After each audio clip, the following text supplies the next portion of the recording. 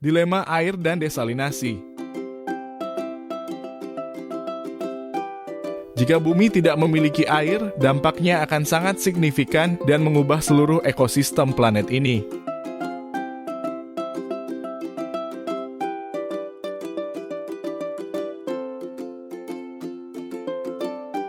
Air adalah syarat utama untuk kehidupan seperti yang kita kenal.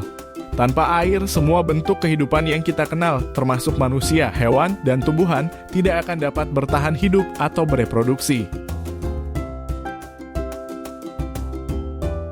Tanpa air, bumi akan mengalami kekeringan yang luas.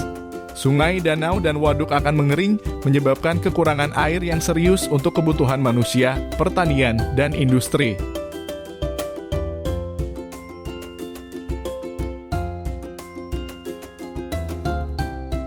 Air adalah habitat bagi berbagai spesies dan ekosistem. Tanpa air, ekosistem air seperti terumbu karang, rawa, dan hutan hujan akan terancam punah. Hal ini akan mengakibatkan kepunahan banyak spesies hewan dan tumbuhan yang bergantung pada ekosistem air.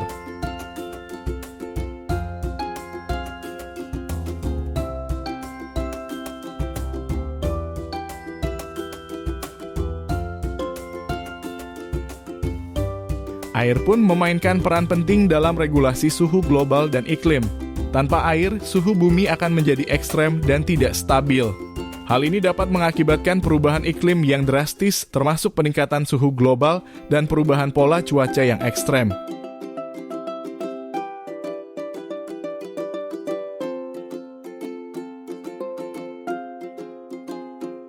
Ketidakseimbangan lingkungan yang meluas akan terjadi jika tidak ada air. Tanpa air, siklus air alami akan terganggu. Hal ini dapat menyebabkan penurunan kualitas tanah, penurunan keanekaragaman hayati, dan kerusakan ekosistem secara keseluruhan.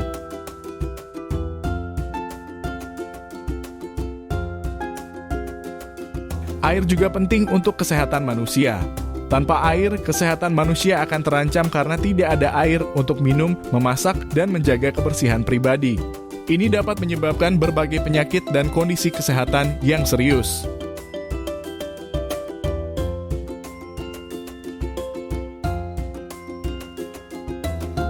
Air juga berperan dalam transportasi dan komunikasi antar generasi. Sungai dan laut menjadi jalur transportasi yang penting untuk perdagangan, pariwisata, dan pertukaran budaya. Selain itu, kabel serat optik yang melewati lautan digunakan untuk komunikasi global.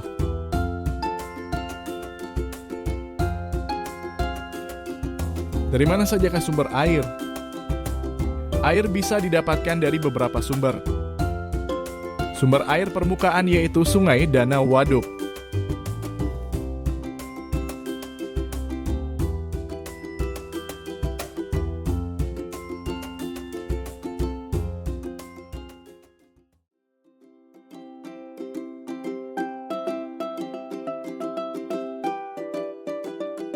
Sumber air tanah yaitu sumur, sumur pompa, sumur bor.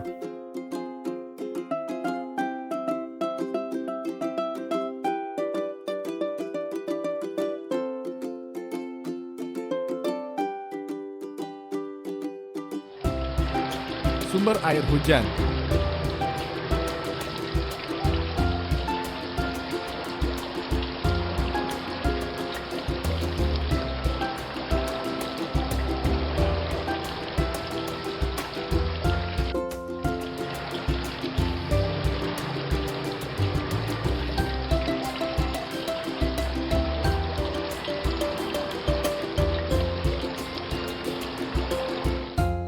Desalinasi.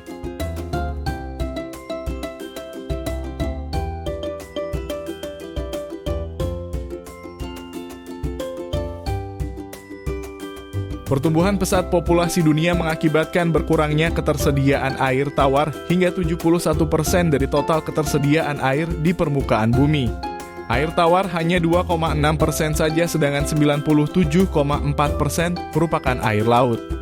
Kondisi ini menjadikan air laut dijadikan pilihan untuk diolah menjadi air tawar melalui proses desalinasi demi mengatasi masalah kekurangan air bersih bagi kegiatan kesehatan dan kesejahteraan, diantaranya untuk minum, keperluan rumah tangga, proses komersial, dan industri.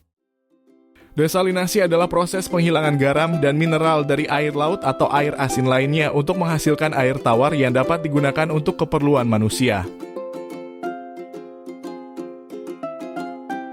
Metode desalinasi ada beberapa seperti distilasi, elektrodialisis, dan reverse elektrodialisis. Namun, metode osmosis terbalik merupakan metode yang paling umum dan efisien dalam proses desalinasi air laut menjadi air tawar. Berikut tahapan proses desalinasi menggunakan metode osmosis terbalik. 1. Pra-pemrosesan air laut yang diambil dari sumbernya harus melalui tahap pra-pemrosesan untuk menghilangkan partikel besar seperti pasir, lumpur, dan serpihan lainnya. Ini dilakukan dengan menggunakan filter kasar dan sistem penyaringan yang lebih halus. 2. Pemompaan setelah pra-pemrosesan, air laut dipompa ke dalam sistem desalinasi. Pemompaan ini bertujuan untuk memaksa air melalui tahap berikutnya dengan tekanan yang lebih tinggi. 3. Penyaringan dengan membran. Tahap utama dalam proses desalinasi adalah penyaringan dengan membran. Air laut yang dipompa tadi melewati membran semipermeabel yang hanya memungkinkan molekul air lewat, sementara garam, mineral, dan kontaminan lainnya tidak dapat melewatinya. Metode yang umum digunakan adalah osmosis terbalik, di mana air laut ditekan melalui membran, sedangkan garam dan kontaminan lainnya tertahan di sisi lain membran.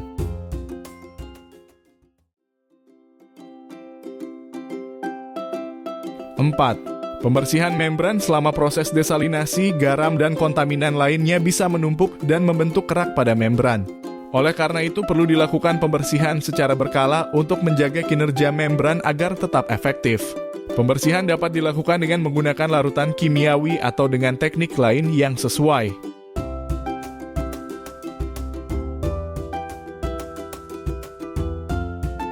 5.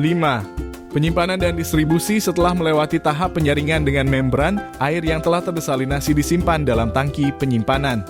Air tawar ini kemudian didistribusikan ke sistem distribusi air untuk digunakan oleh masyarakat atau industri.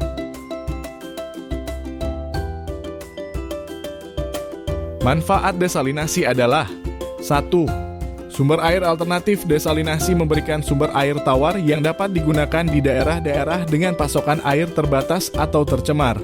Ini membantu mengurangi ketergantungan pada sumber air permukaan dan tanah yang terbatas. 2. Ketersediaan air yang konsisten. Sistem desalinasi dapat memberikan pasokan air yang konsisten dan andal, terutama di daerah yang menderita kekeringan atau ketidakstabilan pasokan air. 3.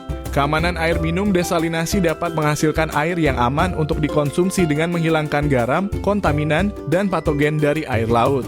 Ini membantu mencegah penyakit yang disebabkan oleh air yang tercemar. 4. Peningkatan ketahanan terhadap perubahan iklim. Dalam menghadapi perubahan iklim dan peningkatan permintaan air, desalinasi dapat membantu dalam mengatasi kekurangan air dan meningkatkan ketahanan terhadap perubahan cuaca yang ekstrem.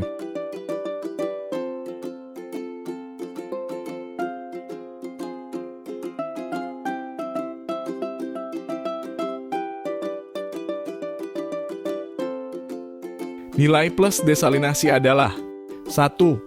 Sumber air yang tersedia. Desalinasi menyediakan sumber air yang melimpah, terutama di daerah pesisir yang memiliki akses terbatas ke sumber air tawar.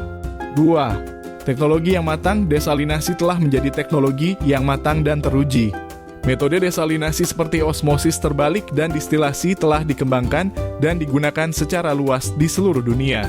3. Diversifikasi sumber air. Desalinasi membantu dalam diversifikasi sumber air, mengurangi ketergantungan pada sumber air tradisional seperti sungai dan danau yang rentan terhadap kekeringan dan polusi.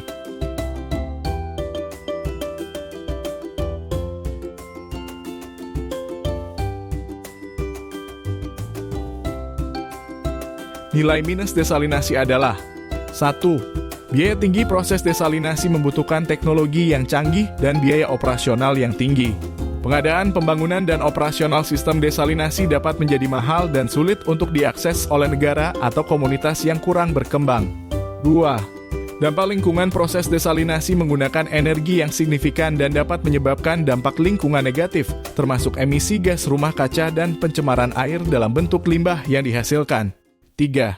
Konsumsi energi yang tinggi desalinasi membutuhkan konsumsi energi yang besar untuk memproses air laut menjadi air tawar, terutama pada metode osmosis terbalik. Ini dapat menyebabkan ketergantungan pada sumber energi fosil dan peningkatan emisi karbon. 4. Efek terhadap ekosistem laut. Pengambilan air laut untuk desalinasi dan pembuangan limbah dapat memiliki dampak negatif terhadap ekosistem laut dan kehidupan laut seperti mengganggu siklus air dan mengubah keseimbangan salinitas.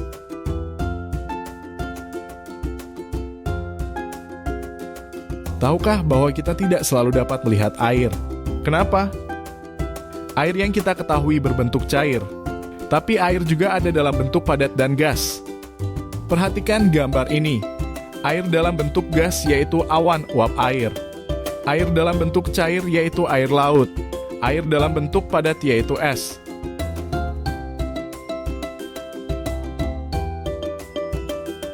Jelas bahwa air memainkan peran yang sangat penting dalam menjaga keseimbangan ekosistem dan keberlanjutan kehidupan di bumi. Oleh karena itu, sangat penting untuk menjaga dan melindungi sumber daya air kita agar tetap bersih, berkelanjutan, dan tersedia bagi generasi mendatang. Terima kasih.